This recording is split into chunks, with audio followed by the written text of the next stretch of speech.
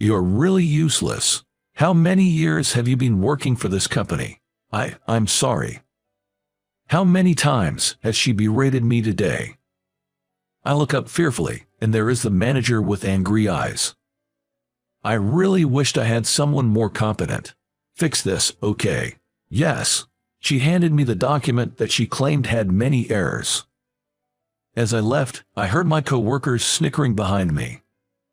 I've been with the company for 15 years. I was utterly bewildered when I was suddenly demoted, but I came to terms with it. My new manager, Claire, a woman younger than me, was especially harsh to certain employees. It seemed she often bullied or harassed certain employees. Moreover, she was extremely emotional. Having her as my manager, it couldn't be worse. Even when I examined the document she claimed had errors, I could hardly find any. Could it be a company-wide scheme to harass me? I sighed. Recently, due to economic downturns, my company has been encouraging early retirements. On top of that, they've been demoting employees they want to let go or harassing them to make them quit. They really played dirty. I sighed, placing the document on my desk. I looked at a photo of my beloved wife, Jennifer. Seeing her bright and radiant smile made me sigh even more. How did someone like me end up with her? My wife Jennifer, unlike me, who only finished high school, was a top-performing college graduate. She had a promising career trajectory. Yet, for some reason, she chose to resign from her job and followed me after I was demoted. I was getting tired of work anyway. I've been thinking of quitting for a while, so the timing was just right. Why not? Our new place is famous for tourism, and I think living a relaxed life in the countryside could be nice. Since moving here, I've been more proactive about doing chores at home, but Jennifer has taken the lead in handling many household duties even while working part-time at the supermarket. Moreover, even when I vent about my daily office troubles, she listens intently without showing any annoyance, nodding along with genuine concern.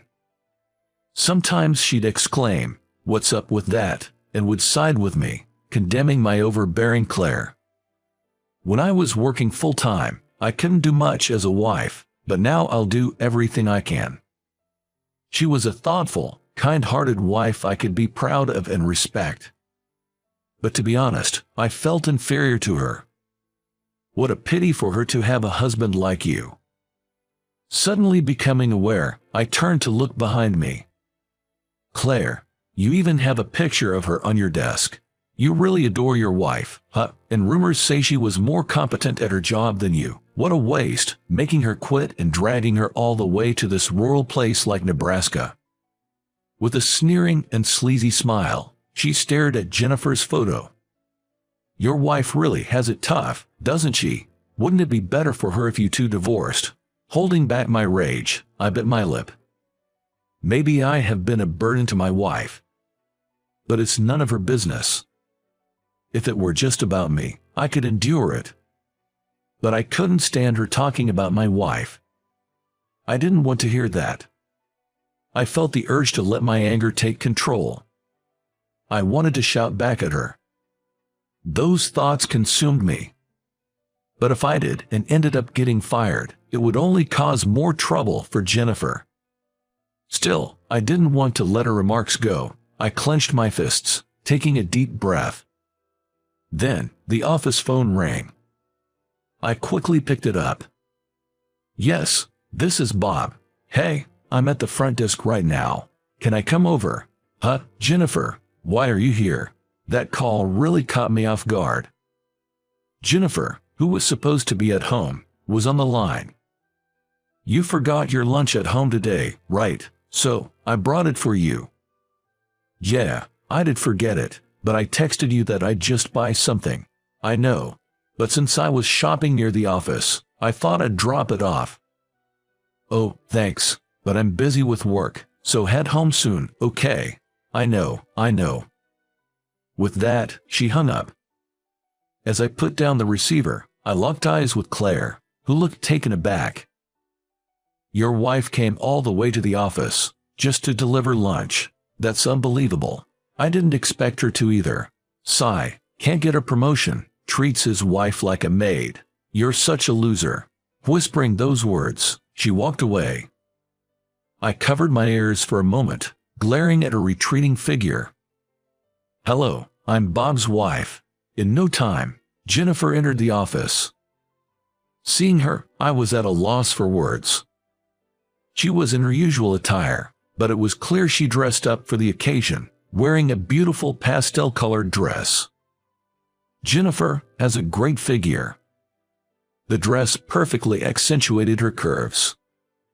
Her makeup, subtle in its soft hues, perfectly accentuated Jennifer's attractive face. Isn't Bob's wife a beauty? She's got such great style. Really stands out. Whispering among themselves, some male employees shared their thoughts, but Jennifer shot them a smile and quickly made her way over to me. What a beautiful wife you have. Hearing that voice and looking in that direction, the department head seemed taken aback as she stared at Jennifer. Seems like even she, as another woman, can't ignore Jennifer's beauty. Here, you forgot your lunch. I packed all your favorites. She handed me the lunch with a cheerful smile. Come on. I know she usually just tosses in last night's dinner leftovers. And she doesn't hesitate to add mushrooms, which I despise. I was wondering what got into her today, being overly pleasant. Then, ahem, excuse me, ma'am, Claire's voice rang out. She strutted over, crossing her arms in front of us with a sour look. This kind of behavior is disruptive. We're trying to work here. Oh, I just brought lunch for my husband. Oh, and here, everyone can have some. I made them. Homemade. My wife handed her a beautifully wrapped package of cookies. The corners of Claire's mouth twitched upon hearing my wife's words. It's well known among the staff that Claire, besides having no taste buds, is also a terrible cook. One employee who was secretly dating her even broke up with her over it, which became quite the office gossip. And I didn't miss it. The mischievous glint in Jennifer's eyes as she smiled at the department head. She's intentionally doing something she knows will irk her. Everyone, I also have homemade cookies for you. Thank you for always taking care of my husband. Swiftly turning on her heel, Jennifer began distributing cookies to the employees. But watching her, I felt my stress levels rising and began sweating. I was sure this was some sort of retaliation aimed at Claire. I'd always talked about Claire at home, but I never imagined Jennifer would come to retaliate. Enough of this. Do you think acting all sweet will get your husband treated any better here? Claire yelled at Jennifer, throwing the cookie she received from her on the floor. Some male employees watching frowned. You might have gone a bit overboard there. One tried to calm her down, but her anger only grew. She stormed up to Jennifer and shouted, "This is a place of work. Don't hand out unknown snacks to the employees. How could you? This is so uncalled for." Tears welled up in Jennifer's eyes, though they seemed somewhat insincere. Jennifer is the kind who'd immediately snap back if she's yelled at for no good reason. Hey, that's way out of line, Claire. That's just way over the top. The employees rushed to my wife's side, hurling criticism at Claire one after another. Bob's wife was just being considerate and handed out cookies to us. And after throwing them away, you yell at her. What's the problem here? At that moment, a voice was heard from the lounge. It was the vice president. What's going on here? Seemed he'd caught wind of the commotion. Today, the vice president, who was visiting from the head office in New York, came over to see what the fuss was about. Claire was pale as a ghost. Then, the younger employees began to explain the situation in unison. Vice President, it was awful. Claire yelled at Bob's wife. She was just delivering lunch to Bob and gave us cookies on the side. The male employees exchanged glances. That's what I'm saying. That's the issue. In response to the infuriated Claire, the vice president said, "What seems to be the problem here? Let's discuss this in the conference room, shall we?" "Yes, sir." With a weak nod, Claire followed the vice president to the conference room located beside the floor. "Serves her right." Standing beside me in astonishment, Jennifer muttered.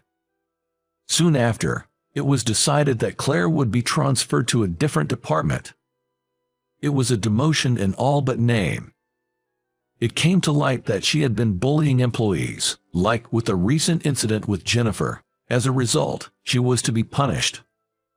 Even though it was clear she had been acting under higher orders, targeting undesirable employees like us. "Hey, why don't you quit that place?" After I went on about Claire, Jennifer smiled and said that. "But what would we do? You're working part-time, and if I quit, can we even make ends meet?" "We'll be fine. I've already spotted a new job opportunity. The company I used to work for is hiring mid-career employees. They have a branch in the next town over. When I mentioned you to my old colleague, they said they'd love to have you. Well, you'd start with an interview." "That's a relief. But didn't you say you left because you were exhausted from your previous job?" "I thought about our future. Balancing a career and raising a child seemed tough, right? So considering we want kids, I felt I couldn't stay there. I discussed it with my manager and left. When I came here, I wasn't pregnant yet, but lately, I've been feeling off, so I went to the doctor." "You're pregnant?" "Yes, 3 months in," Jennifer whispered with a shy smile. "I've been asked if I'd come back once our child is old enough for daycare. My old manager promised to create a more accommodating environment for working moms.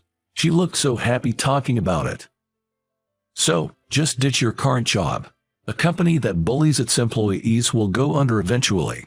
I thought for a moment, but sometimes you need to take things in stride, and that's what I felt. "You're right. I'll ditch it. I'll give that interview a shot at your old company. It's not easy to decide to leave a company you've been with for a long time." But her casual use of the word ditch made it easier not to overthink things. Seeing her refreshing smile, I couldn't help but smile too. I hadn't imagined things turning around so favorably, especially with Jennifer's support. Moreover, our new family member is growing inside Jennifer. For our child's sake, I have to keep moving forward. I'll let my old manager know. "Thanks a bunch." I nodded firmly at Jennifer's words. I felt like I am reminded of her strength. From now on, I too was fired up to work harder and do my best for my family.